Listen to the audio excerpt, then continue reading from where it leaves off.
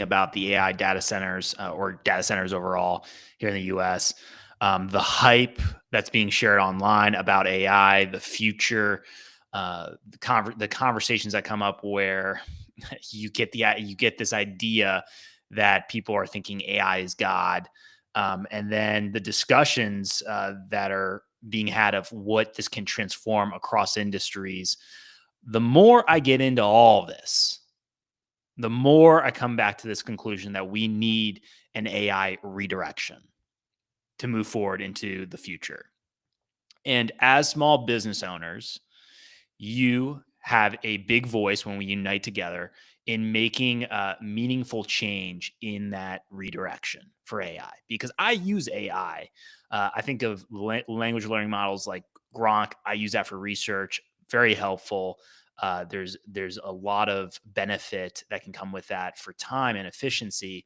But then when you get into other industries like self-driving cars is one, with new technology to think of dynamic pricing and the use of AI algorithms for that.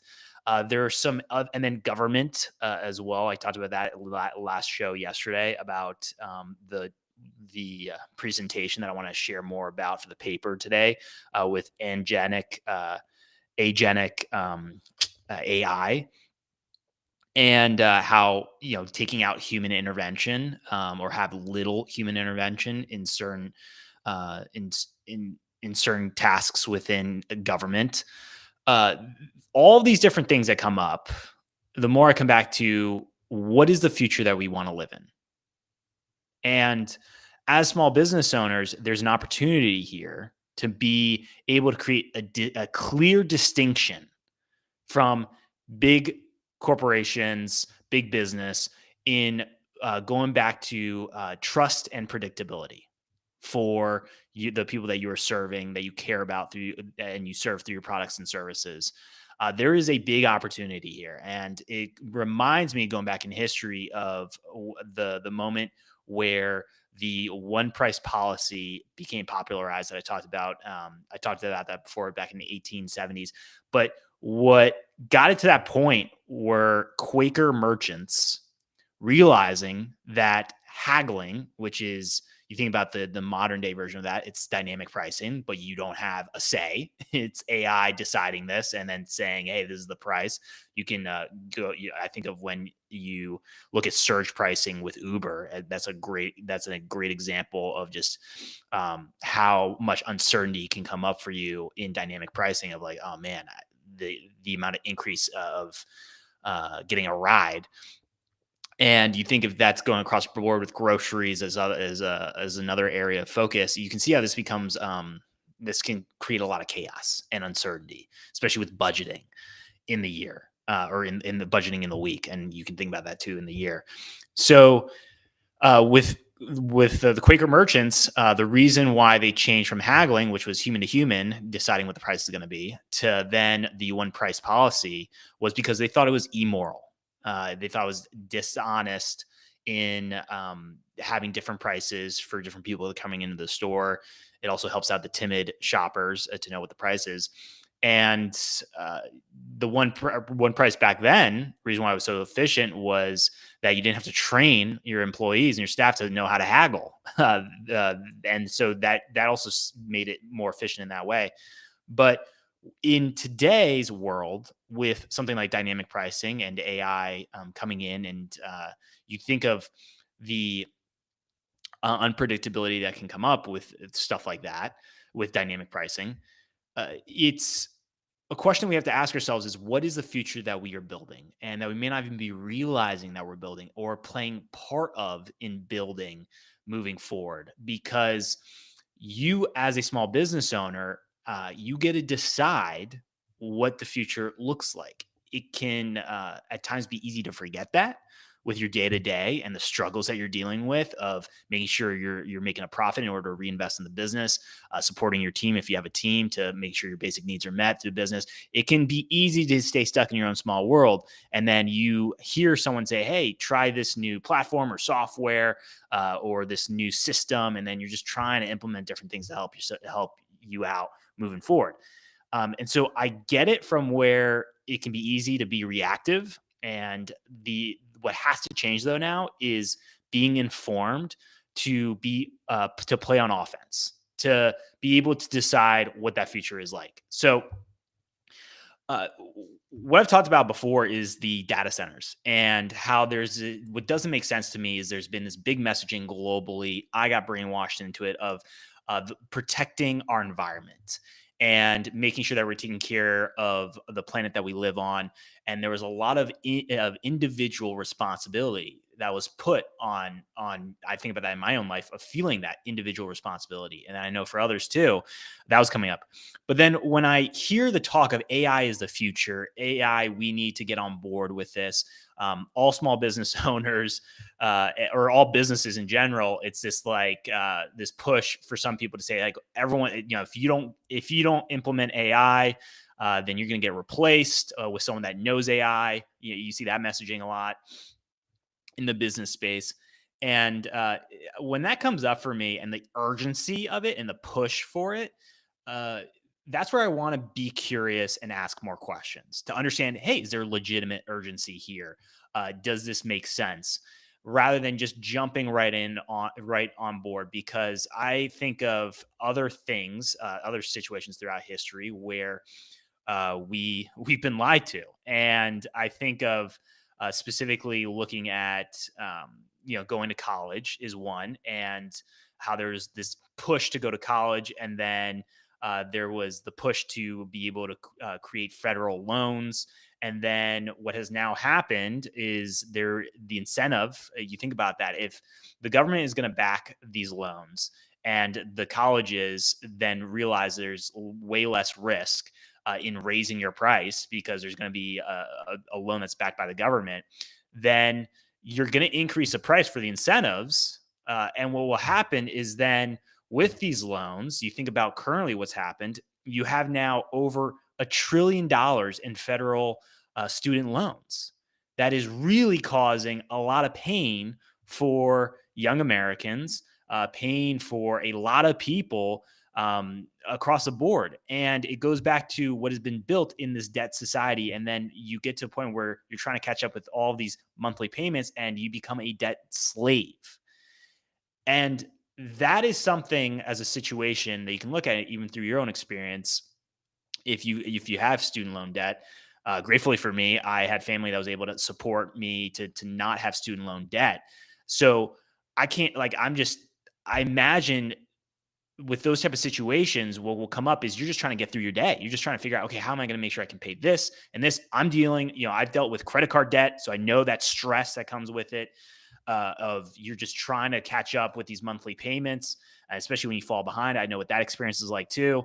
So the challenge here is figuring out how do we get to this point, understanding how we got to this point, and then when faced with something new like AI, it's understanding what does that future path actually look like that's going to be long-term sustainable and beneficial for the majority of us to move forward and to benefit from this, and from an economic perspective to benefit from it.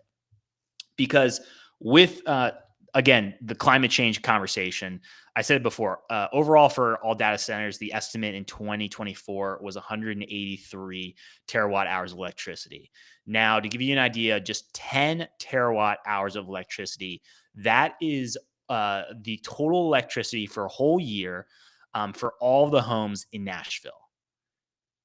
So you're compounding that, you're getting close to, you think about that, from 10 to 183 terawatt hours. And then I shared with you the CO2 equivalent emissions for these data centers. And that estimate was between 100 million metric tons. You think about that, 100 megatons to 105 megatons, which again, you think about that in millions for metric tons.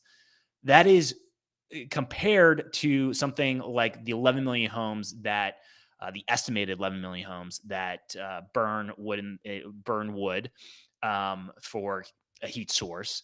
That amount of CO2 equivalent for emissions is 0.4 to 0.5 megatons. So this stuff doesn't add up. You're getting a message, and then behind the scenes, the action shows differently, and that what that should cause for you is to be curious and ask more questions when someone is coming at you saying, "Oh, we got to do this. You got to get on board. You're going to be left behind." Those type of conversations. And when it ties back to then the distinct difference that can happen here, I go back to the two worlds that are becoming more and more distinct: digital world, physical world. I think of there was I think about the movements and the trends that are happening, especially with young people, of wanting to disconnect from technology, to have something like a 1 day off with no technology, reconnecting with the people you care about. If that's your family, your partner, your friends, and it's important for us to get back to that connection and make sure that we have that moving forward in our future, because a life without connection is a miserable life. So that is something where if we're forced into having to go into the digital world, that is something we can't let that happen. It goes back to the freedoms that we have here in the United States on an individual level that we must preserve. In one of them, I think about is freedom of speech, to be able to communicate and share what is going on, and that's something that we have to preserve. So anything that's getting forced into something, we've got to question that, because I go back to I talked about it yesterday. There was a presentation that was done. It's called the Engenic State: Rethinking Government for the Era of Engenic AI. And you can't, with the name Engenic, for me, I can't ignore the the connection to religious messaging when it comes to Engenic, because you think of what it can relate to is and oh man, I can Angenic. Uh, the word I wanted to say with that was it's going to come back to me for how to pronounce it, because I'm just now thinking of angenic and angenical. Oh man, what was it? And I'm gonna get it. Angelic. Oh man, there you go. It's so tough with me with the words. Angenic or angena. Oh man. Okay, I'm gonna get it. I'm gonna Now that I've been saying angenic AI, this is actually so hard to now go back. Angels is what you can think about, and the word for it, angelic, angelic. There you go, angelic. Got it. Okay, man. That I don't know how many minutes I was on that. All right, if you're still with me, I appreciate you for sticking through for that one.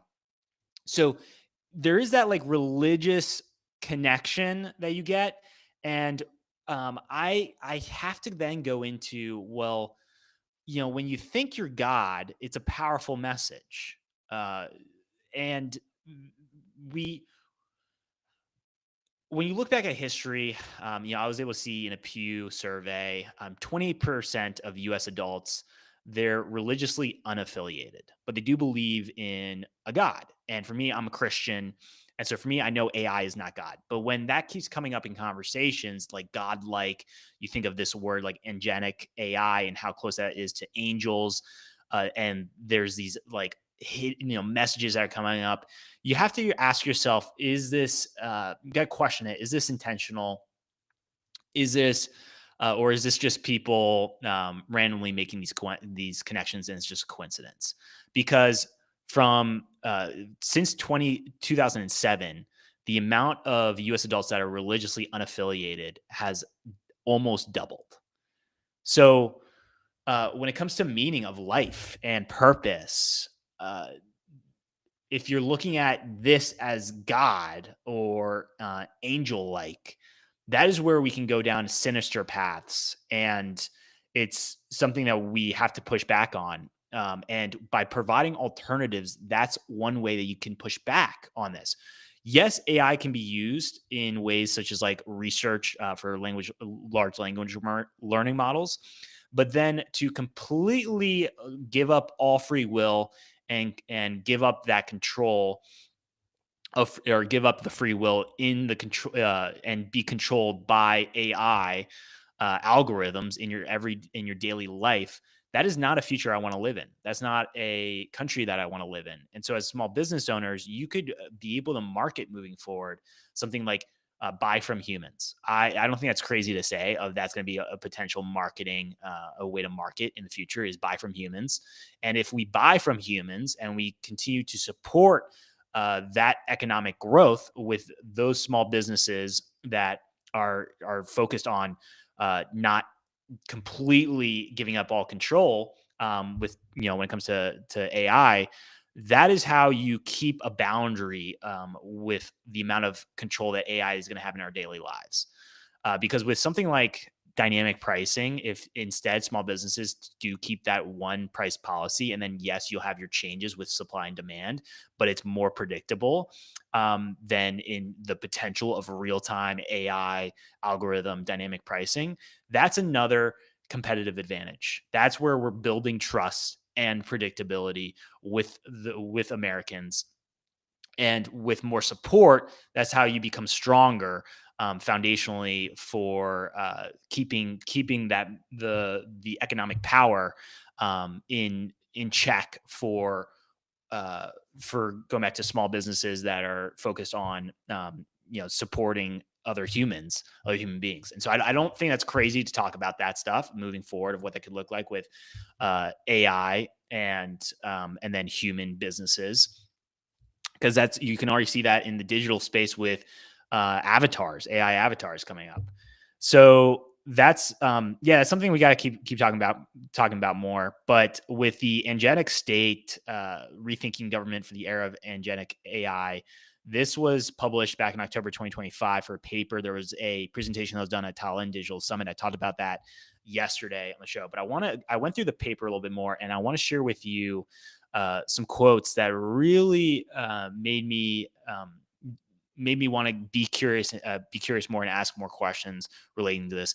Because so some of the quotes, here's one quote: "Unlike previous ways of digitization that primarily automated routine tasks or improved existing processes, agentic AI systems can perceive complex situations, reason through problems involving judgment and discretion, and take autonomous action to achieve specified outcomes within defined boundaries."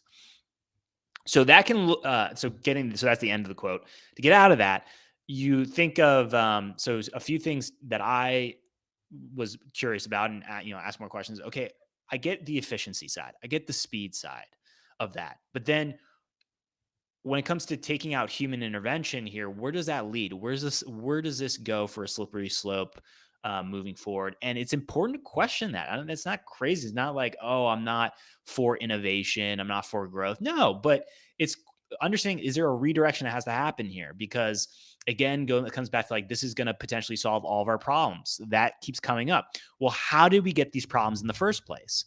I think about that with big government, because big government sucks. What about minimizing and limiting government involvement in the industries, the over 1,000 industries here in the US? And you think about that as a small business owner in your specific industry. Why not do that? Why do we have to jump to getting human intervention out of it? And that's where this worldview has to keep coming up of power in the rest of us. What does that mean for control? What does that mean for forcing people to do certain things that they do not want to do? It comes back to, is there a fair marketplace that's being created for ideas, or is this becoming artificially pushed in certain directions? And you have again government involvement in certain areas, so that could be causing way more problems than are necessary. That's something that you got to come up and question. And I don't think that's crazy to do that. I think that's actually common sense to start questioning that and be like, wait a second, let's think about this. So now let me go to another quote in the paper. Another one was, "When laggards do catch up, they will find themselves managing systems designed by others according to priorities that may not align with public purposes." What does that mean? That's the end of the quote. So what does that mean for doesn't align with public purposes? So what I get from this is that if you don't join in, if you don't get on board now and start implementing this new technology, this is a marketing ploy of urgency. Urgency, take action now, take it now. If you don't, then you'll find yourselves managing systems that are designed by others according to priorities that may not align with public purposes, may not align with the public good, supporting your people. That's what I hear or that's what I think when I read something like that. And that comes back to independence and free will and sovereignty. And I think about that here in the US. You have freedoms, including how you make a living, or the ways in which you make a living, and that includes owning your small business.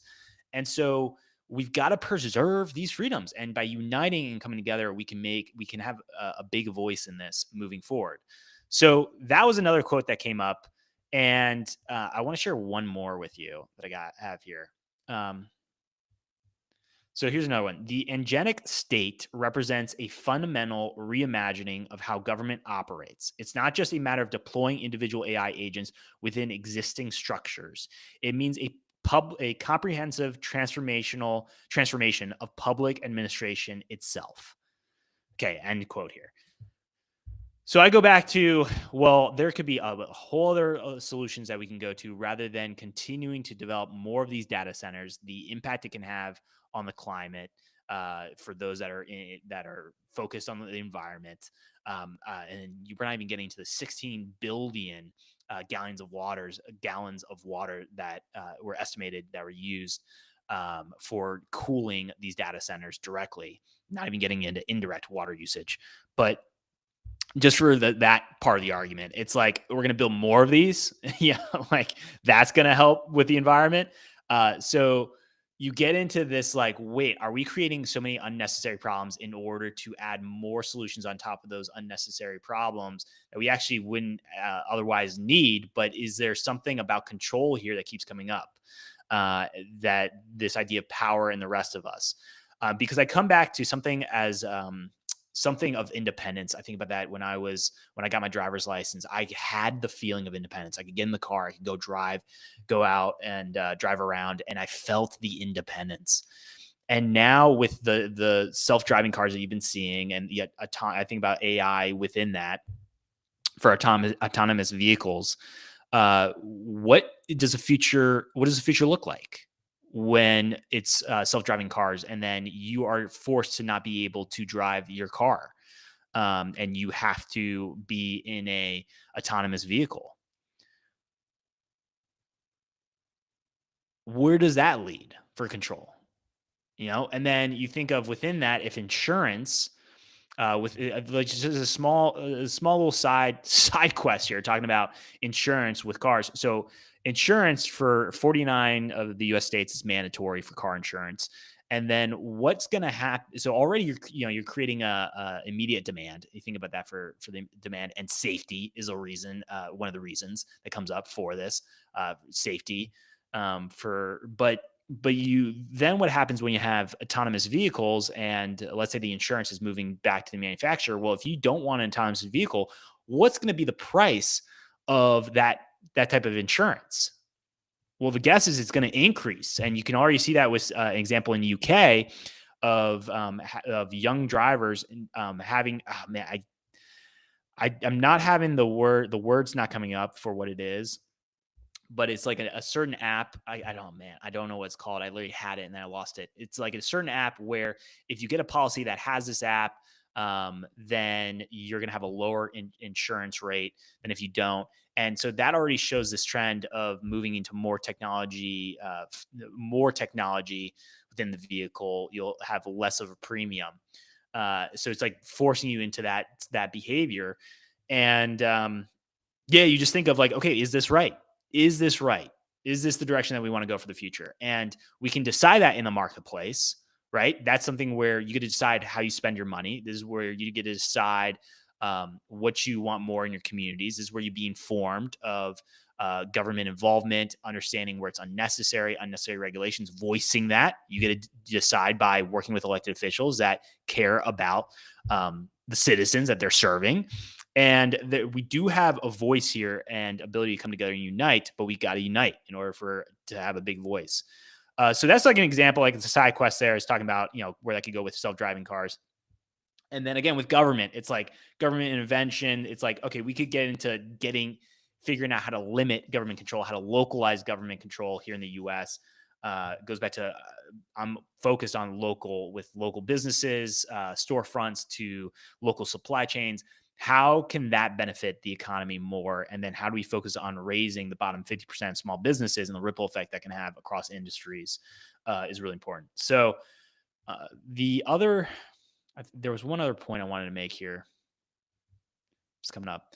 Yeah, it goes back to cash. That's the other thing. So cash, I I feel like this is something moving forward where cash is a great way to put a boundary around technology overall and then AI and its impact in our daily lives.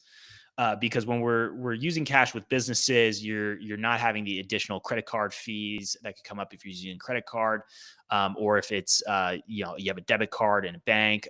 There's that's going to be for a whole nother conversation, but there's more freedom here for using cash that I'm curious about. It keeps coming up, a freedom away from technology being involved in this transaction. And I'm wondering, with the trend of going with the two distinct worlds, is there going to be a continuous trend to move back into cash? And is that a great way to support the local economy, to keep the money circulating in the local area, cities and towns, or your country? I'm curious of where that's going, but I feel like that could be another distinct competitive advantage for small businesses continuing to accept cash because or continuing to accept cash. There's some states here in the U.S. where you have to accept cash as a business, except for if it's there's certain exemptions there. But I'm just wondering if that trend's going to happen there because it comes back to connection. It comes back to human to human.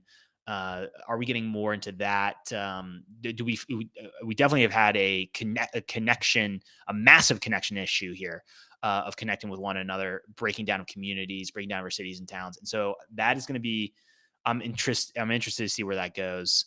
But again, as small business owners, we get to decide that. I've said it so many times. America's future is a small business renaissance. There are 33 million small businesses that employ 45% of the private workforce. That is a big impact. Okay. No matter what people say of like, oh, that's not big, or like, no, big corporations are really where the power is. Like, that's still a big impact when we unite and come together and we have clear focus of the opposition, the enemy. I've said that before. There are evil forces out there, Marxist global elites that are putting pressure on our freedoms, such as a freedom to own our small business. So when we can understand the problems, deal with the main problems, and make those changes, that's where then we can move forward and have some rapid change and real meaningful change in this country, and then continue to improve this country that I love and that I hope you love too. So I'll see you guys tomorrow.